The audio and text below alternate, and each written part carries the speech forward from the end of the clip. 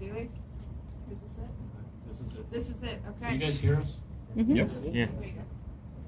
I'm going to do introductions first. Yeah, so John, why don't you start? Hi, I'm John Bridges. I'm the concept art lead for Smite. I oversee a team that makes the concepts for skins and gods, and also oversee the card art illustrations. John's about this.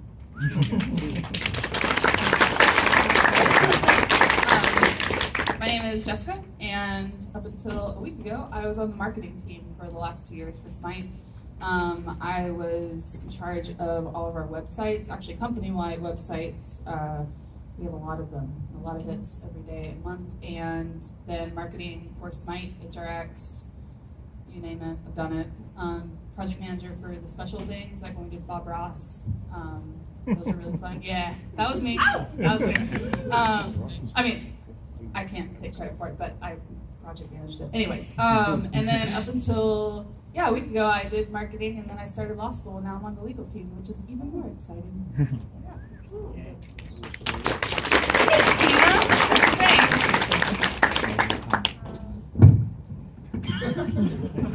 She's getting it. Just getting Hello, started. I'm Tina. I'm Tina. You know what? Okay. Hi, I'm Tina. I'm a designer. I'm on the design team with Fishman.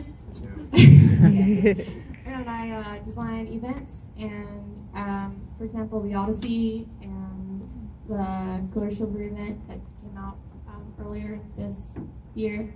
And I write. Voyage. Yes, that one too. Most of them, actually all of them. I'm the event designer. And I also write voice packs. Actually, that's one of my favorite parts about the job, because I get to talk to all the voice actors. It's my favorite part, actually. And yeah, cool.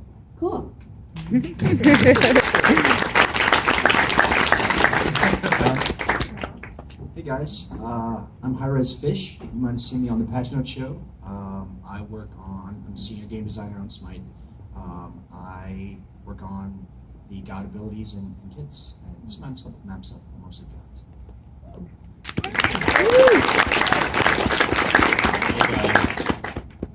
Hey guys, I'm David. I'm a technical animator on Smite. We're called riggers, and what we do is we take the model and then we put puppet bones in it, and then we give it to the animators for them to animate, and we kind of do troubleshooting all throughout the pipeline from there on.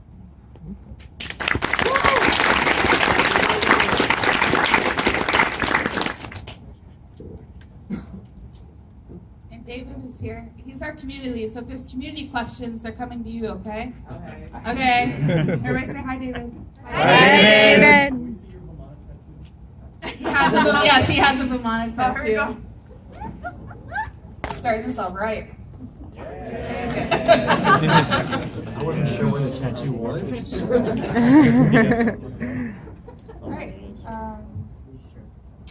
Let's talk about the I process was literally about to say that. Yeah. Which actually starts. god or monster. How's it start? Well, it really starts with you guys coming up with what god we're doing. Sure, we're gonna keep on pointing fingers. I'm gonna say it starts with Tina, who does the lore research, and we'll go from there. So can you tell us a little bit about how you find our background information, kind of what that looks like for a new character? So the way You it turn works. it off. Damn it. So the way it works is, so Fishman or AJ comes up to me and they're like, "Hey, yo Tina, I need some lore on Ganesh." You talk exactly. And exactly like that. And I'm like, "Yeah, buddy, right away." And so I do my little research, and I usually we have tons of books. I have like a little library we collect over time. So we have our own little library, and then I also do some online research. So I kind of combine those two, and then I find all the images and whatever, and then compile it, and then I send it over to the god designers. Oh, and I have a degree in art history, too. So For our that's history. thank you. That's initially how I got the job as an intern. So art history, woo! So Tina shoots us over a document chock full of lore, depending on the god and how cohesive their mythology is. And then at that point, we'll start having brainstorm sessions with different teams. I definitely, before I joined the industry, I thought design was going to be a lot of like me thinking of all the best things. And it's not really like that at all. Because even on my best day, I'm not going to outthink like 60 people that we put in 3 different rooms to all talk about what cool things we could play off of this lore research. And around that time, John's team is also going to give us some concept art, so we can kind of play around with that idea as we're generating the abilities the kit might, or the abilities the god might have. So maybe we can hear some about that. Yeah, actually, yeah. Once we've decided on a god, we'll start looking at on my team. We'll start looking at the history of how that god has been depicted.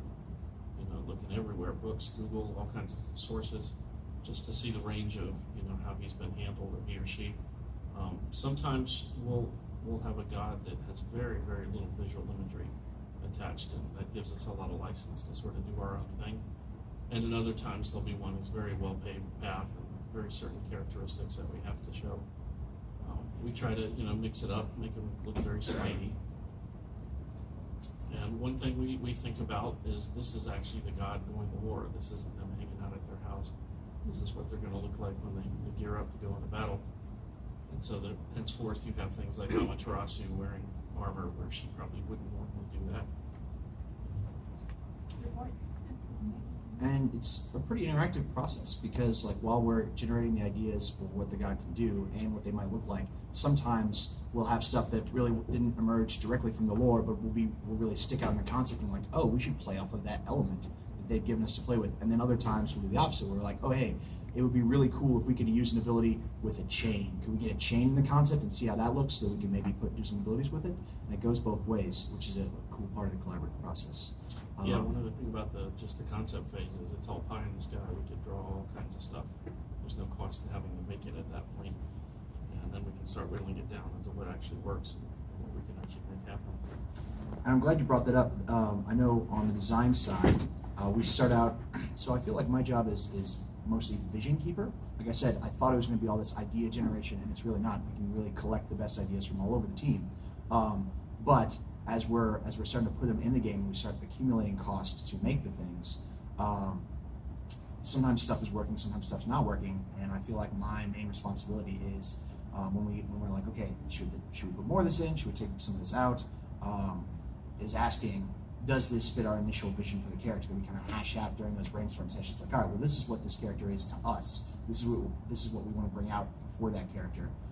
So as we're making choices like get rid of this ability, bring that other ability in, does this meet the vision that we set out with at the beginning?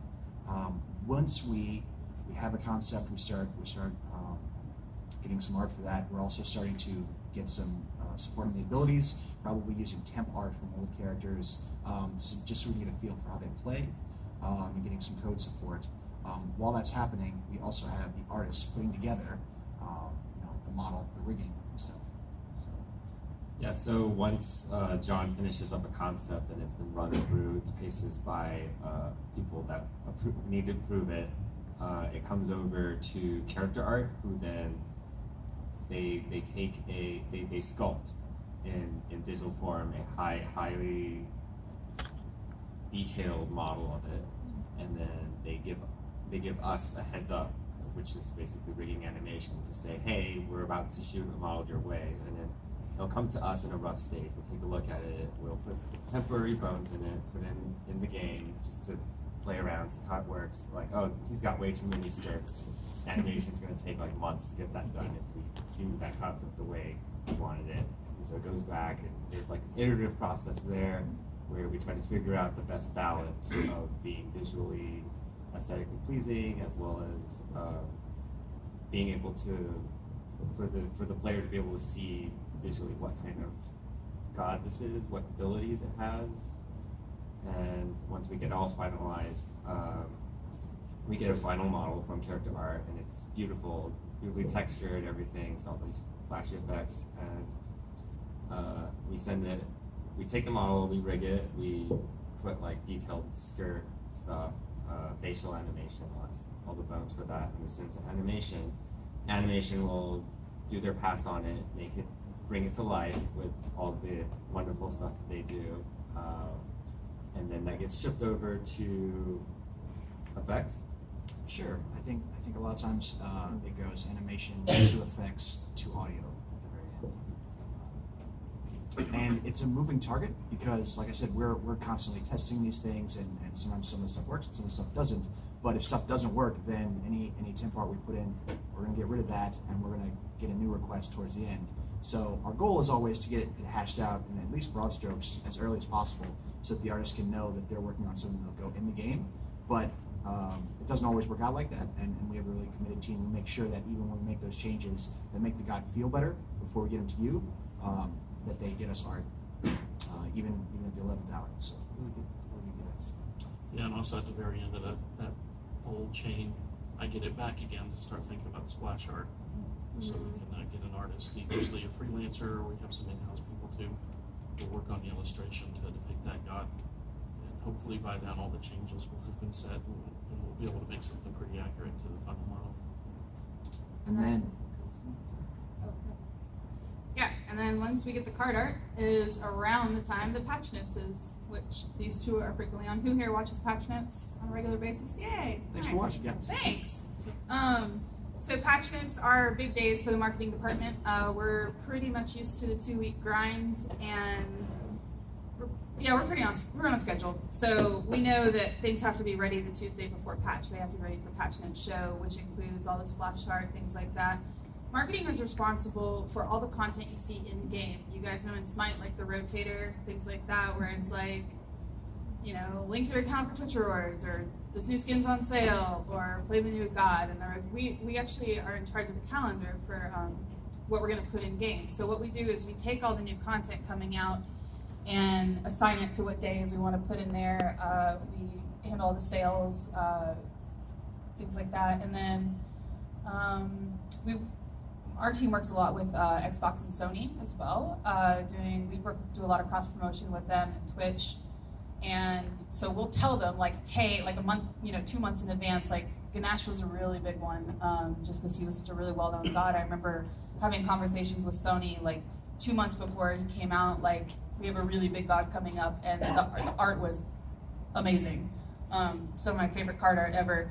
And I remember they did a big free promotion for us. And so that's kind of what marketing is in charge of, is making sure our current audience knows what's going on. And you guys know we have so much content that comes out. So that's the constant challenge. It's not even a matter of like, oh man, we have nothing to talk about this week. It's like, how are we going to talk about all of these things, and how do we prioritize the things? Because like Bob Ross is bigger than a recolor skin, So that's what marketing does, essentially. And then if there's like a big event that it's, centered around like Celestial Voyage, there was that really big fifth skin, that is a whole nother level of effort, because that way we have to make sure, because normally events have different art as well. In addition to the god art, we have the event art, so we normally make a website, which means that I work with these two, mainly her, I bug her the most, for events on the details on the event, because these two speak in design doc format, designer, where it's like, X percentage over 30 seconds, blah, blah, and I'm like, I can't tell people that, I have to put it in layman's terms, basically, of this is what the event is, this is how you win, this is how you kick ass, look at our pretty art. So, marketing is a lot of parsing, so even though it's marketing, you still kind of have to speak that game talk, and kind of know what parts to pull out of their documents, or what parts to highlight from events, and how to make it really simple for people. And then we keep our fingers crossed on launch day. Which goes okay. Yeah, normally. So I want to look back just a little bit. For the actual gods, one of the things that we're responsible for is the voice lines. We write the voice lines. And that is normally rotated between myself and AJ, the lead designer on Smite. However, we release, 6 to 12 times as many skins as we release gods, and Tina writes almost all of those, so she's actually more familiar with the exact same process than I am. So maybe you can talk to us a little bit about writing the voice lines. Okay. I am very perverted.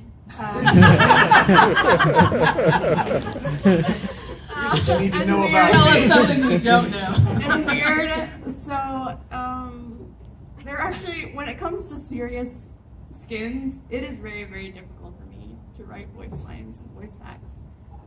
Yet I still have fun with them, and I usually bounce off people for ideas, like Fishman, because he's really good at writing, actually excellent at writing. Every time I write something, I'm like, hey Fishman, please look at this, because when it comes to paragraphs and stuff, I mean, it's not dialogue like voice lines, but anyway. But when it comes to jokey voice lines and jokey skins, I really have a blast writing them.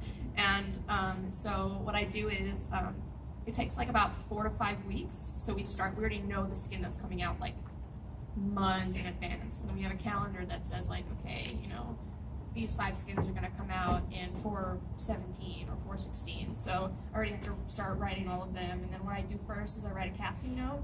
So for Chibi Raw. Well, for Chibi Raw. That was a good one. Thank you. Go ahead. For Chibi Raw, for example, I wrote a casting note. He's actually the guy who voices Raw doesn't voice him anymore. He's stopped. Yeah, he's stopped being in video games. It's just anime completely. So he doesn't do our voices anymore. So I had to write on the casting note, not old Raw actor, because he doesn't work anymore. So we had to recast him. So I just wrote someone who sounds similar to the actual Raw, and then he should sound more sarcastic and funny. So we just get back 100 auditions, and then I just have to go through and listen to 100 auditions, and then I pick one that I like, and so I did. And then the next week I start writing the voice pack, and that's about 4 to 5 hours of my time for one. So it depends though. Like I said, if it's jokey, I can write them real fast because it's just me. I'm just this is Tina. But if it's serious, oh my god, it takes me a day or more. I'll come home and watch a serious TV show. And I'm like, that was a dope fucking line. Yeah, I like that. And then I'll add it. But besides that, yeah.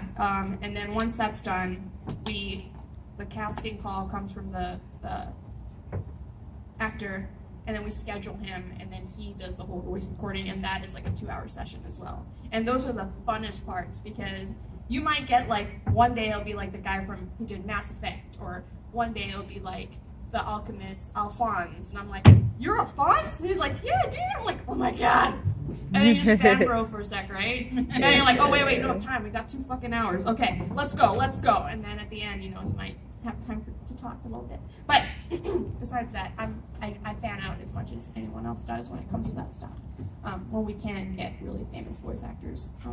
If you guys get a chance, any voice actor panel I've ever been to at DragonCon is a great way to spend your time. So fun. Even if they're people I don't recognize, they just they go up there and they'll go into voices and they'll start telling stories, and it's just a great time. It's like chatting with people who you would hang out with. So I would definitely recommend that. Yeah. Not right now though. I have a question that I've never actually asked, and I work at Harris. How do you guys decide which god you're going to do next? Do you look at we haven't done a Guardian in a while, or Chinese Pantheon in a while? I walk in there and I tell them, this is what we're doing.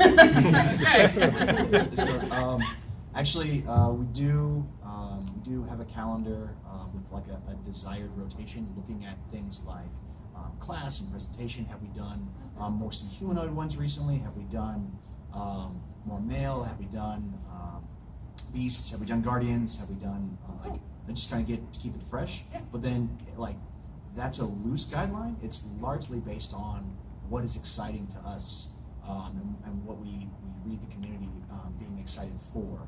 Those actually drive it a lot, and then we try to work that into this framework so that no one whose player style has a specific role gets left out from other things.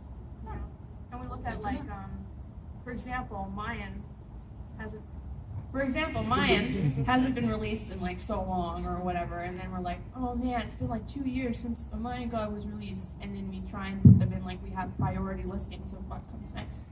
So we just did this like last week, so that's how I know. Not for mine, I didn't give away anything away. I'm just saying in general. Next question. So I think we hit the big spread of God, but the panel is gods and monsters. So can we maybe get a little bit of our perspective on, for like map NPCs and some of the design there?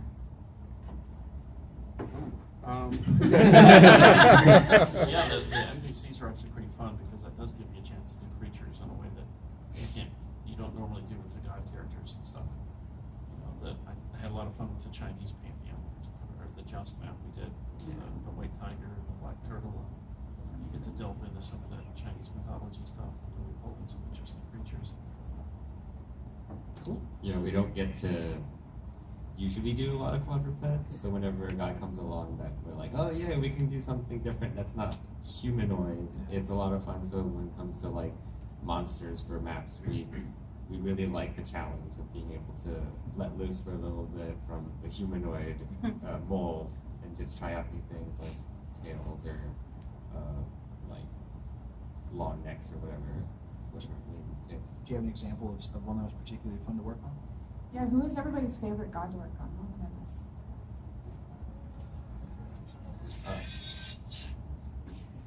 Jamming out over there. An instance? Well, personally, I worked on I think it was Arena Lion, way back when. Yeah. Oh yeah. We originally, the concept was just a regular lion with armor, and then the final concept ended up with him having braids everywhere and chains wrapped around. And we were like, oh, this is a bit superfluous, but it is interesting. So that was a lot of fun because it was like so much secondary had to go into that. So, yeah. It's really tough to pick a favorite. I'm gonna use a cop-out answer and say whichever I'm working on currently, because the pace is so fast that I honestly, I forget a lot about the moment I'm on the next one, which happens during the end of the previous one. Like there'll be times where we're putting together a passionate show and we'll be writing up the village descriptions and stuff. And I'm like, oh yeah, is that in there? That feels like forever ago. It was like 4 weeks ago, but it's been a long 4 weeks. So, but to that, Kakolin was a lot of fun to work on. Ardio was a lot of fun to work on. The Morgan had one of our coolest recent like pushing the box powers. There's a lot of fun ones to work on. What's your favorite voice line? Well,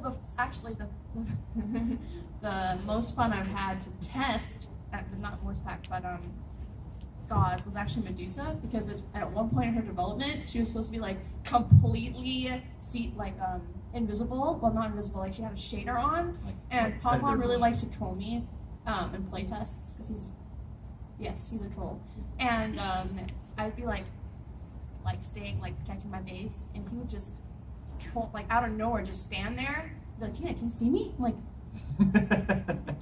no, I can't see you. He's like, can you see me now? I'm like, no, where the hell are you? And he's standing right next to me, and he'll just kill me. I'm like, you see me now? Thanks, Con. Yeah, so this voice pack, there's way too many. There's so many. I feel like you really enjoyed the Raw kawaii America. skins. The You had a lot of fun. kawaii. Oh yeah. Chibi Raw. He's not kawaii though. Chibi Raw. Yeah, Chibi is really good. Raw America is also. Raw American. I just think of when I write chibi skins, I think of how little shit can someone be, and then I imagine their personality, and I'm like, man, if I was a little shit, what would I say? Right? Achievement unlocked. and that's how I write them. So because he's annoying. Yeah, exactly. the new Kukulkan skin. Sorry, Kukulkan. People keep correcting me lately. Anyways, Kukulkan. He has that laugh. He's he's really annoying. He's annoying. Yeah. Mm-hmm. I love when they're annoying. Let's see. Since I don't make gods, I think My favorite god in game is Nuwa. She's my diamond. She's my girl. But as far as art goes, recently we've had some kick-ass art. I have to give it up to John. I think the Ganesh art and the Daji art, just, oh my god, they're so good. The splash card. Yeah, the splash art. You guys know what I'm talking about? The card art for those? Yeah. I think those have been amazing. And I also like Scotty. I think she's really interesting. I have a soft spot for Scotty because she was the first god I concepted by myself when I got into high-res. Yeah, Scotty was one of the first gods I released when I started on marketing. She was the first god first one I that I rigged on. like owned. Really? Mhm. Oh, you guys are so She's what? clever. She's the first god I rigged on. That's cute. She's the first guy named Scotty that I worked on. It was a big first for me. It's really funny because our old boss was Scott Zier, and I call him Scotty.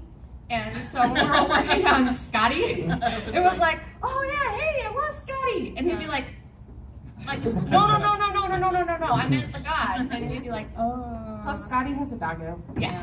Come on. He's got a wolf, unlike Cal- Jon Snow, Calder. who seems to have misplaced his. Yeah, so you gotta love Calder. I like that. Q&A. Yeah, I think we should throw it out for questions. You guys have questions? There's a mic stand over there Yeah. if you guys want to. Oh, I didn't even see that. Someone start karaoke. Or not. Yeah. Yeah, here we go. My question I wanted to ask you That's not about how they pick the future gods. Oh, yeah. Not to hold you accountable for what other people said, but I thought someone on the patch notes when Cornelius came out mentioned he was also a god of fertility, so you had to tone down several aspects to keep him family friendly. I was curious. I was curious if you could go into like, are there other gods you've had to do that with? Are there like, how far are you willing to go and still stay loyal to that lore? That's a good question. Sure. So, I think even if we don't have like a specific objectionable part of their lore, we're always like making our depiction of the god. So we always choose, these are the parts that we think are significant and impactful and cool and we want to play on, and these are the parts that maybe we can do a nod to, or maybe we'll just let slide because they don't lend itself as well to this vision. So I think even if it like, so Kiernanos might have like his phallic representation snake thing, and we're like, I don't know if we want to put that in there for a parental rating, but like we're always making this like, okay, this part we really like, we want to bring that out, we want to sell it, we can do some cool gameplay things with that, we can do some cool art things with that, and we're always going to do the ones we think makes the best vision. But because our process starts by breaking down the lore, I feel like we always, like, one of our goals is to try to stay true to a representation to that. And a fun thing about family-friendly things in marketing, we have to worry about the chestal region of women because Facebook's algorithm do not like our card art for some women. Aphrodite is banned from Facebook. We actually have to go back sometimes, John knows this, we have to make little censored versions for Facebook. Just never thought I'd have to do in my career ever. But yeah, it's a thing. The Facebook flags don't like it. We've had some people think that some of our gods are a little too scantily clad, but if you look at the lore for some of them, they're actually stark naked in a lot of them. You put clothes on them. Yeah, and then it's my job to put even more clothes on them. So, first let me say, I was very disappointed when Eliminator Robin had to be canned. So are we. Yeah, we were saying. So, I don't know if you're allowed to tell us exactly what happened. Nope. But first, I'm on the legal team now. I'm What telling you about- guys now. the Robin skin being planned? Can you tell us that? I actually don't know. So I don't know exactly if we have one in the schedule right now. I know in the past when we've had to pull ones, we have brought a version back. So if we can, that'd be a cool thing to do. And he's definitely in the list for stands. But I don't know exactly when, because there's a lot of complex math that has to do with when we release it. So, but I like Robin. Guys, Tina's perverted. I don't know if you heard that. In her defense, when I hear that, when it's like the number, like we're working on the number 4 skins, I laugh like a second grader. We're really trying to raise the level of discourse. I'm It's our sorry. goal at all points. This is a so. T for Teen panel. Also, when are you gonna have a dog in the Patch Notes show again? Oh, Bree. Well, dogs are banned in our building, and it's Yeah. dumb. We would have dogs on every single high-res video if we could. So you need to talk to our project management or what is it? Building management, property management. Yeah, we don't have dogs. So I don't know about the next exact time when we'll have dogs on our passion show again, but what you can do is you can go on Twitter and tell High-Res Chris that you want to see more corgis on the passion show. He has no He'll do it. He is sympathetic to your cause. He is very. and in a place All to of make us it are. happen. So that's the angle. Hi. Hello. Fran. I just wanted to say, actually, just to talk about it a little bit already, all of you have, about picking gods to work on. I guess I'm really interested on the very initial part, like who contributes to specifically which god? Is it like one person says, oh, maybe this would be a really good one, or something like that? And also, who has like the executive decision, like this is the one that we're doing, like the final say? Chris Larson. Sure. High-res Chris. So I think the question is how do we do the initial process of selecting what gods we put in the pipeline? So we have a giant document of like a zillion gods from a bunch of pantheons and like their hooks and short descriptions, and that I think Tina did a ton of work on to get that and to update that. So a lot of times, like when we'll start planning out several months down the road, we'll have that list in mind. Like, okay, well, we might want a Mayan god here. Can we look at our Mayan gods? Like, are there any Mayan beast gods that might be appropriate? Or, okay, we like a Hindu warrior. So, can we find anything that might play like that in our list? And we don't. It's not restricted exclusively to that list, but that's normally a jumping off point. So that's like the biggest part of the initial generation. Actually, that reminds me of when Ratatosker came out. This was like 2 years ago, and Scott Sear was like, "Hey, I really want something really, really cute that we could bring out." And so he told me to do research on like just find like animals that are kind of cute. Look from cats to I don't know, armadillos and stuff. And yeah, the squirrel just was it. And he was like, "That's cute enough. It's a squirrel, so let's do it." As to the executive decision part, as they're saying, Chris Larson is executive producer. He could make that call, but it's normally like a consensus thing. Like normally we're like, all right, well, here we were thinking about, and we have a meeting. We're like, oh yeah, that's the one that makes most sense. Let's do that.